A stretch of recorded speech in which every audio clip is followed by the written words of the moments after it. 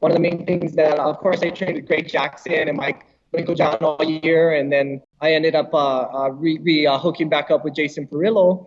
And one of the main things that Jason Perillo would always try to instill with me and remind me was that, BJ, this isn't physical. This is emotional. This is the thing where you got to get yourself under control and you got to do it. And I was like, well, how do we do that? And he goes, you got to spar 3 days a week. You got to put yourself on the line because you think you feel terrible right now sparring. I mean, how do you think you're going to feel when you get in there? The work's done and exciting, man. It's exciting.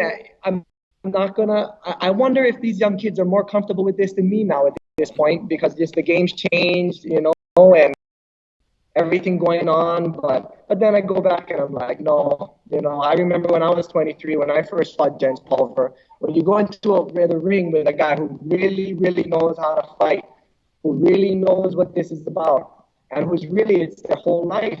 And that's why I'm here today. And it's like I said, I see fighters when they hit 30, they're fighting from 20, they hit 30, and they're like, oh, there's more to life than this. And I'm here to say, at 38, no, there ain't. This is my niche. This is our niche. Your niche will make you rich, or whatever they say. And this is it. This is what I love to do, and this is it, man. Was there ever a time in this last year where you were like, you know what, I tried to make this happen. It's not going to happen. I'm done. You know what? Not once. Not once did I ever think that this wasn't going to happen. I knew what I wanted from day one. I would never, but it's true. I'm like, man, that's kind of strange. I was kind of bummed out that I didn't get to fight in my 37th year, on Earth. But it is what it is, and I believe it was just because it was probably better for me to get the more training, and I'm sure my emotions wasn't there. I was just rushing into it. I showed up at Greg Jackson's and I was like, hey, 6 weeks, let's go fight, and this and that, and then everything just pushed me back to exactly where I am right now. And this is it. I couldn't be happier with how it all came out. I'm not going to sit there and say, well, this is easy, but I'm just going to sit there and say, this is it. That last fight, against Frankie obviously did not go the way that you wanted. How much did that performance in that fight weigh into you kind of wanting to come back and say, you know what, I don't want to end that way?